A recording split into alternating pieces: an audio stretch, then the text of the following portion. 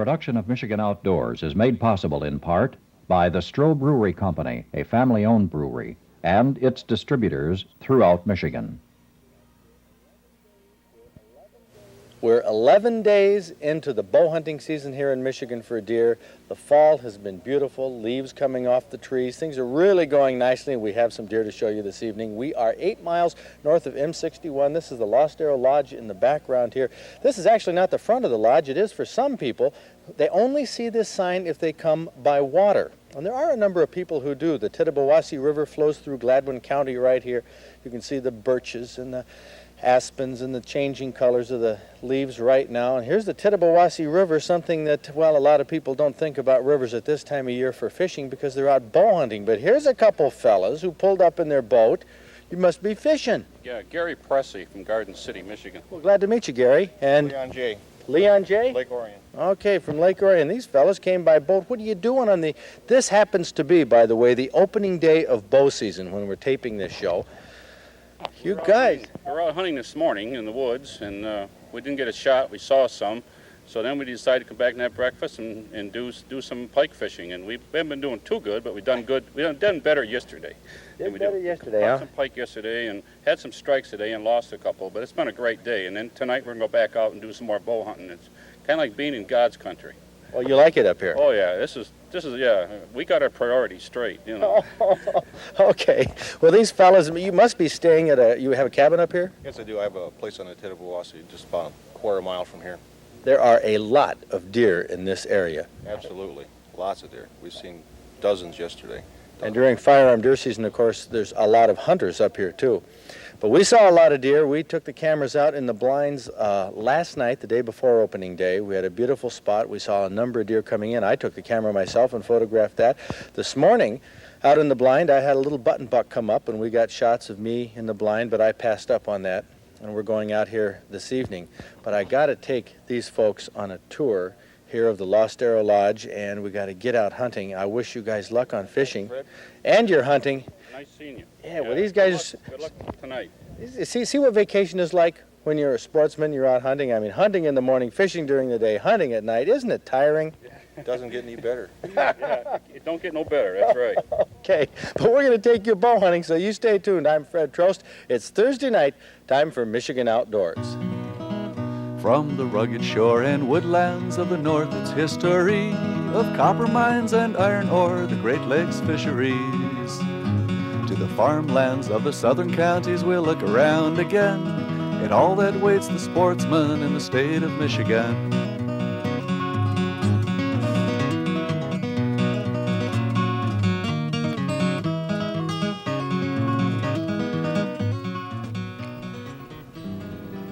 In the fall, bow hunters at the Lost Arrow Lodge spend days and nights in their cabins. These are clean but rustic log cabins that have bunks, hot and cold running water, electric heat, but no television, telephones, or cooking. Those modern conveniences are found in the lodge, which is part of the 40 acres overlooking the Tittabawassee River. All the hunting, however, doesn't take place on this 40 acres. It takes place on the 1,000 acres of prime deer habitat that's across the road. Keep the deer hunting organized, quiet, and not spook the deer by hunters coming and going, all bow hunters are dropped off and picked up at prescribed times. Now, this takes the worry out of getting lost, and it makes for a much quieter atmosphere in the woods. You know, one reason the Lost Arrow has so many deer and always has had deer is the habitat. Hardwoods, aspens, openings, and edges provide lots of cover and food for whitetails. Not the first one who noticed that about the property here. Years ago, Morton F. and Howard Shelly filmed many memorable Michigan Outdoors programs right on this location. And R.J. Portman and manager Kurt Teft took me out to the spot where these stories were filmed. So this is where Howard Shelly did it, huh? This is where he did it. This is what is known today as the camera blind field. And Howard Shelly took a good many of his pictures that were on the Morton F. show then out of a blind. It was different than the blind you see over here. It used to be made out of Celotex, and it stood on stilts, and he took many pictures out of here. Well, we had him on the show about 2 years ago with some pictures in the winter. Well, right now there's still pictures that even Bob Kolkowski, Stag Haven, still has some of those pictures that were taken by Howard. classic films by Howard Shelly. He and Morton Neff teamed up to bring many exciting Thursday evenings to sportsmen in the 50s and 60s and early 70s, and those memories live on in my mind as RJ and Kurt dropped me off at my blind on opening day. I thought maybe I will see one of those big opening day bucks. Here we are, about 5 o'clock in the evening. Deer should be coming out now this morning. Did we have a morning this morning? The camera, by the way, I'll show you where the camera was, and this is where OJ will be with the camera this evening, is in that blind right there. Looks like a little outhouse, but it isn't. It's just a little outbuilding that's completely dark, and it has a slot cut in the front. She shot through right there. Now, I was, probably 50, 60 yards away. Come on over here, follow me, Oj, because I want to show you where the deer was this morning. I had a big 6-point across the field there, which never got to me. I was watching a little button buck come down through here, and it stood about right here. Like, you can come here, OJ, and see from the point of view of the deer. It was standing here munching on this grass, and I was up in that tree stand right there. Not more than maybe a 10 or 12 yard shot. Now follow me, because I got to go up in the stand here this evening. This is the way we go about an evening bow hunt. 5, 6, 7, 9. That's about 9 yards, so come on over here. This is the way we do it. I have all the gear I need right here in this fanny pack. I have an extra compass. I have my knife. I have some first aid gear. There we go, get the bow strung. Now when you get a bow up in a tree stand, your bows and arrows, most tree stands have a string like this, which you should hang from the stand. I'm going to thread it through my quiver. I personally don't like to keep my quiver on my bow, and I'll just put that knot there right under the string. Now, I'm going to go up in the stand and then haul it up. This is probably the most dangerous part of bow hunting right here. But this is what I and thousands of Michigan bow hunters do on mornings and evenings from October 1st through the end of December. We shinny up trees and wait for long hours at a time. Now, the camera was ready in a blind on the ground. I was ready in the tree. And on opening morning, this is what happened. This was just about a half hour after daylight. A little button buck ambled down the 2-track. But I knew as soon as I saw it that I was going to let this buck pass by. It just wasn't big enough. And with a large number of deer at Lost Arrow, in fact, a large number of deer all over Michigan this year, there was no point in me ending my bow hunt on the morning of the first day. I love being in the woods and waiting and watching, as long as the weather is good, of course, waiting for that big one that can provide lots of meals to me throughout the winter. See, I don't hunt just for a deer, and I'm not hunting just for antlers either, because you can't eat the antlers. I'm looking for venison. And the more, the better. The bigger the deer, the better. But I decided early on that I would let this button buck pass on by.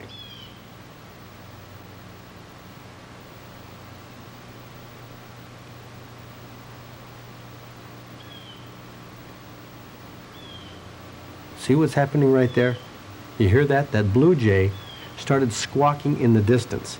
That alerted this little button buck that something was up. I observed that a number of times in my filming and bow hunting at Lost Arrow, that these deer are sensitive to what they hear and smell that might be alarms to them in the woods. That's why I don't believe in using a scent like a skunk scent or some cover scent that might alarm a deer that something is up, because of the way this little buck and many other deer reacted to the blue jays.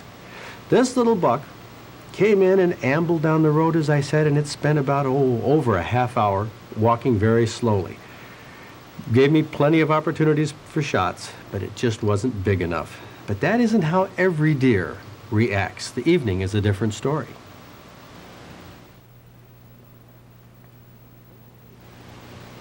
In the evening, I got out of the blind at about 4:30, 4:45, 5 o'clock, something like that. It was a little later than normal, and right off the bat, not 15 or 20 minutes later, a group of deer came heading down the trail.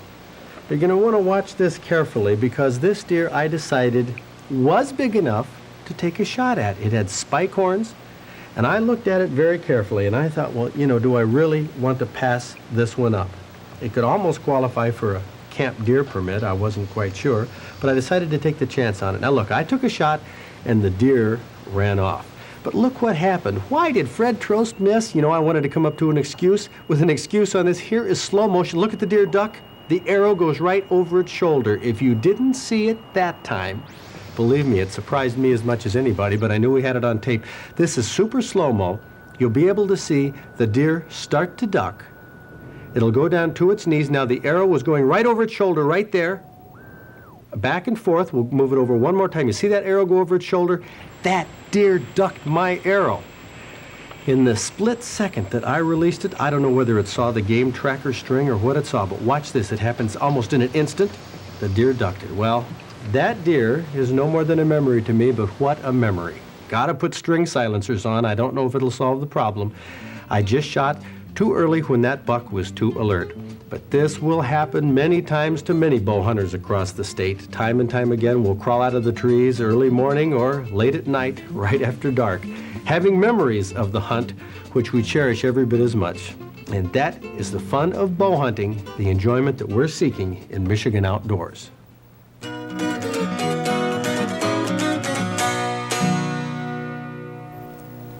One thing that really affects a lot of the hunting conditions right now is the leaf drop in the lower peninsula. But you know, at this time of year, the great thing is that we can make a call to the UP. In fact, what we've done is got Bernie Yalkinen on the line. He's the fish biologist up there in Marquette.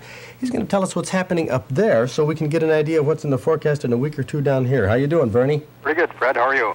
Good. What does the leaf situation look like up there? I bet it was beautiful a weekend ago, but it probably is starting to wane now. Our peak weekend for color was last weekend, but it's still beautiful, but the leaves are beginning to drop quite rapidly right now. Okay, yesterday I was fishing in the Manistee River. We didn't land any steelhead. One problem we had was the leaves catching on the lures all the time.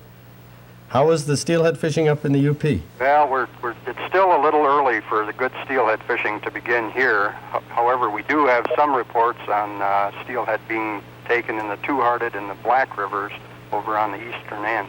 Okay, that's on the eastern end of the UP. Yes. What about salmon? Where's the hot spot in the UP for salmon? Well, we have several places where salmon are being taken right now. In the Marquette area, we've got kings and coho being taken. Over on the west end in the Big Iron, the Black, and the Presque Isle, both kings and coho are being taken. And I've heard that there's some lake trout fishing from shore over off Porcupine Mountain State Park. That's really a hot one right now. The wading fishermen are doing very well, and like the rougher the water, the better they do, and that's really a hot fishery right now. What about Lake Gogebic for walleye? Got to be good. Always good, and again there, the rougher the water, the better the fishing, and the fish are coming out of about 20 feet of water right now. What about Menominee River? Okay, we've got some coho, chinook, steelhead, and brown trout, and the fishing's getting good there. Super. We've had, some blow days. The fish are primarily already into the streams. The chinook are along the western shore, but we still have some good salmon fishing down here. You want to come down and try it one of these days? I would like to. And oh, come on, Bernie. I never heard anybody from the UP that wanted to get down here too badly. I've enjoyed it years ago. Years ago. Okay, well, thanks a lot. It was good talking with you. We'll see you. Goodbye. Okay, that was Bernie Yalkinen from the UP. I tell you, it is beautiful up there at this time of year, hunting, fishing, unparalleled. And Bob Garner, what do we have in store in the outdoor headlines? What's in store for December grouse hunters could be pretty severe. It looks like Director Ron Skoog of the DNR is going to call for an end to the December grouse season in the Lower Peninsula. That does sound pretty severe, and that could come even before a study which determines how much effort is being spent on grouse in December and how many grouse are taken is even completed. Apparently, we have talked about dioxin much over the last year and a half, but apparently an EPA study and a DNR study has cleared 12 of the suspected dioxin-laden rivers in southern Michigan. The only one it did not clear completely is the Tittabawassee River, where it was found that some dioxin concentrations did exist. But let me give you an idea of how much dioxin may be there. In a carp, the highest amount of dioxin was found in a carp. That was 530 parts per trillion. That boils down to, when you put it into perspective, a 1/2 of 1 part per billion. The North Manitou deer hunt, we thought we'd have a special deer hunt on that island, just recently placed in federal hands. Apparently, we will not have any special regulations because the Indians have already laid claim to any surplus deer that could be on the island. Big changes are expected to happen for turkey hunters in the 1985 season coming up. Those will be going to before the Natural Resources Commission shortly. And the pheasant season, the special pheasant season that started October 17th, that will end on Tuesday. That has been a tough season. I don't know whether they will have it again next year. Regular pheasant season opens on Saturday, October 20th. Hunt the state lands in southern Michigan, best tip. And rabbit season opens Zone 3, Saturday, October 20th. The seasons are coming at us fast and furious, and they'll be gone just as quickly. We're trying to keep up here on Michigan Outdoors. Next week, duck hunting. We'll take you out in marshes. The following week, our pheasant opener report from the thumb. Will there be any pheasants? Will we get any pheasants? Those questions are now unanswered, but we'll bring you a report anyway. But Ed, look in our mailbag, see what we can answer here from our viewers. Question from Eric Burr of Sheboygan.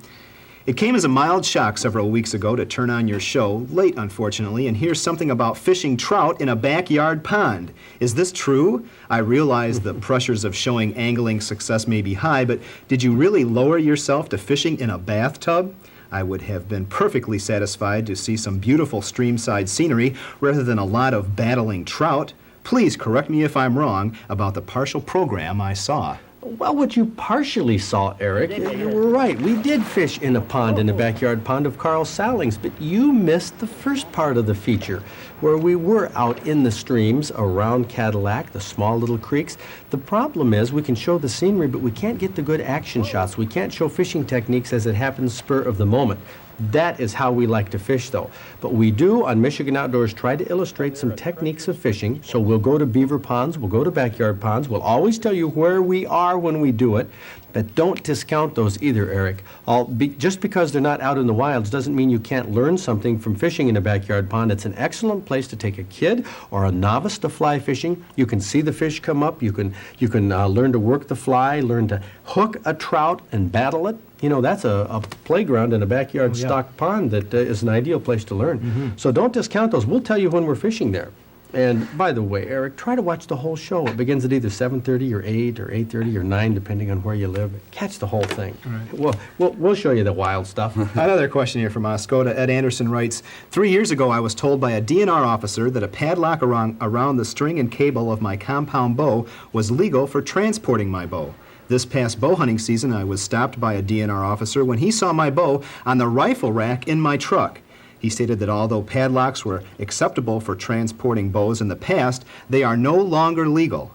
Unstrung or in a case are the only acceptable means of transporting your bow. Thanks to an understanding DNR officer, I received only a warning for my unawareness. And thanks to a buddy of mine, I received a beautiful case this past Christmas. Just thought you might want to make fellow bow hunters aware that what used to be is no longer. Was that ever legal, Bob? It never really was part of the law. The compound took everybody by surprise, Fred. It just, you remember in the mid-'70s? Oh, sure. And the DNR, in order to help bow hunters out, they said, hey, if you got them padlocked or something around the strings, that would meet the requirement of the law. But the law changed for real on paper in 1980, and that's no longer acceptable. Have to have it in a case. You see, if you put a big padlock around there, you can slip it up to the end and still pull it back. Yeah, right. So that's just a practical reason. Do you know, do you golf? I have, and I wouldn't call it golf when I do. So. We have a question. Let's go right now about this question to our outdoor quiz. You know, on television, golf captures hours and hours of national TV time every week. Question is, are there more golfers than hunters in the United States? No, of course not. Did you know that hunters outnumber golfers 3-to-1 across the United States? Well, the outdoors may not take as much time on TV as the golf does, but we think it's every bit as important. I guess that goes without saying. Bob, here's my hat from bow camp for the deer I missed. We didn't have anything on tape about the deer you missed, but there's your hat. I didn't see that. Fred, maybe we Fred, should. maybe we should go golfing together. This is my lucky hat. That was your lucky hat. This is my lucky. 21 turkeys been called in and taken while I've been. And at least one It's got deer holes missed. in it. 2 deer missed, actually. Anyway, we have a recipe coming up for whole deer barbecue. It's in our Club Digest. It's a great recipe. The address is going to be coming up at the end of the show so you can receive a free copy of the Digest. Before we get on to that recipe, which we taped up at Houghton Lake a year or so ago, let's take a look first at the big fish that are being caught right now in our trophy report. It's hunting season for sure, but look at the walleye that can be caught at this time of year. Harold Zeros from Port Huron was fishing this coming weekend last year at 1:30 in the morning in the St. Clair River when he caught this 10.5-pounder. Fish are hungry in October and not nearly as difficult to catch as they were a month or two ago. And that goes for bass, too. A 7 3/4-pound largemouth caught in September by Jim Horstman of Sturgis. He took it in the backwaters of Dowagiac Mill Pond in Cass County. Big bass move into the shallows at this time of year just like they were in the spring. Same with muskie. Taking on one of Homer LeBlanc's famous swim whiz lures is this 23-pound, 4-ounce northern muskie landed by John Hobson of Traverse City. He caught it at 5 in the evening just a little over 2 weeks ago from Long Lake in Grand Traverse County. Now here is a fish that rivals the taste of any when it's boiled, as close to lobster or shrimp as you'll find in taste and texture. It's a freshwater drum or sheep's head. Barbara Lixie from Berkeley caught this nearly 9-pounder in Lake Huron off Oscoda using a Lakeview nailer. That was less than a month ago as she was trolling for salmon. And speaking of salmon, they don't come much bigger than this, at least when they're next to a youngster. That must be John Perry's son, because John Perry's master angler form said that he caught this 32-pounder off Sanilac County in Lake Huron on the last day of August trolling a silver J-plug. John is from Mount Clemens. We haven't gotten any reports of big fall walleye yet, so we'll go back to August when this nearly 9-pounder was caught on a crawler harness from Portage Lake way up in Houghton County in the UP by Dave Puska from Hancock. That was edged out slightly by Bill Lambert and his 9.5-pound walleye caught on a crawler from Lake Bel Air in Antrim County. This biggest fall walleye so far reported, well, I guess we're going to make Bill Lambert from Bel Air our Michigan Outdoors Master Angler of the Week. Well, this is bow camp at Houghton Lake in the middle of the afternoon. What is there to do besides practice? Maybe get some meat on the grill here. Look at this. We have, not a pig. We don't do pig roast deer camp, do we? Huh? No way. No way. Here we have a deer that we got a couple days ago. One of the fellows got, and it's barbecuing on a spit. Now, I was never really sure that you could barbecue a deer. But Mike Ignat. Mike, let me shake your hand here for trying this venture. Have you ever barbecued a deer before like this? Actually, I never did one. Well, we're having a grand experiment going here. Now, barbecuing a deer, they don't have any fat on them to speak of. No, they don't have fat. That's the main problem. But I'm glad Mike Ignat was adventurous. He's an adventurous guy. In fact, he's the director of the Houghton Lake Chamber of Commerce, and he's paved the way for a lot of our activities up there in the Houghton Lake area. This is one of the most memorable, one of the most tasty.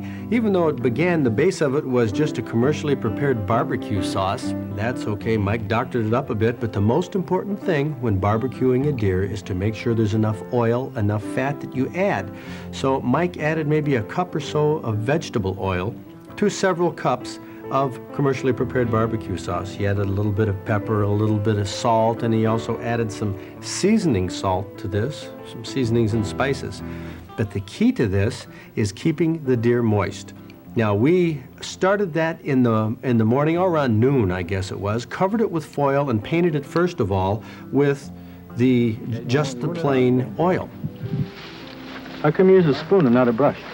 Because I couldn't find a big enough brush. Oh, I see. And even though he couldn't find a brush, we painted it numerous times throughout the day with the barbecue sauce mixture. How did it turn out? A simple recipe taking about 8 or so hours on a spit. We'll stick around and find out. We're going to try it on the whole deer camp, but first, let's go to Ed Groves with our outdoor calendar. There's a rifle silhouette match on Saturday, hosted by the Michigan Rifle and Pistol Associations at the Multi-Lakes Conservation Association in Commerce. Look for a trap shoot this weekend at the Howard Township Conservation Club in Niles, Sunday only at the Jackson County Sportsman's Club in Jackson. There's a gun show this weekend held by the Shiawassee Dog and Gun Club just east of Corunna. Handgun metallic silhouette shoots this weekend are at the Durand Sportsman's Association in Durand, Sunday only at the St. Joseph County Conservation Club in White Pigeon, and at the Howard Township Conservation Club in Niles. And the Stroh's Michigan Outdoors Deer Hunters workshops begin at the end of this month. If you missed the workshops last year, this is where you can hear Fred Trost and MSU Extension Wildlife Specialist Glenn Dutterer give detailed answers to the most important questions about successful deer hunting. What must you do to get within range of a deer? How can you stay alert in the woods all day? How can you make a swift and clean kill? And much, much more. Workshops are from 7 to 10 p.m. on Monday, October 29th in Marquette at Jamrock Hall, Northern Michigan University. Wednesday, October 31st in Midland at the Midland Center for the Arts. Monday, November 5th in Flint at the McKinley Middle School Auditorium. Tuesday, November 6th in St. Clair Shores at the St. Clair Shores Civic Center. Wednesday, November 7th in Wyoming at the Godwin High School Auditorium. And Thursday, November 8th in Lansing at the Hazlitt High School Auditorium. If you missed a phone number on our calendar, you can get that number by calling the Michigan Travel Bureau at 1-800-292-2520. And that's the Michigan Outdoors Outdoor Calendar. Well, here we are. It's 10 to 9 at Bow Camp in Houghton Lake. The deer has been on the spit for about 9 hours. Right, Mike? Yes, sir. Okay. Let's unveil this baby. See what it... There we go. Boy, it looks good. It's not exactly like a steer. Even sort of like a small pig. Uh-oh. Oh, look at this. Lady first. You're Sue, right? Oh, Nan. No, Nan, okay. That's Nan right. from Houghton Lake. Got the first piece. How's about you? Oh, I can't turn it down. Oh, it feels Delicious. tender. Delicious. Mmm. Thank you, Rick. It is. It's great. My congratulations to the chef. You're welcome. Mike, you did a great job. You can have the honor. It's delicious. The honor of carving it? Yes. I was going to stand here and eat for a while. No. Oh, this is great. Okay, let's carve it up and eat. Mm. We're hungry, Fred. Can we tell what he's doing in the fire? Hmm.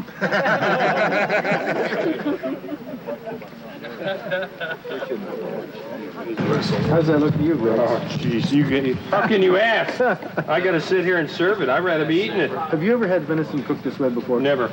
This is great.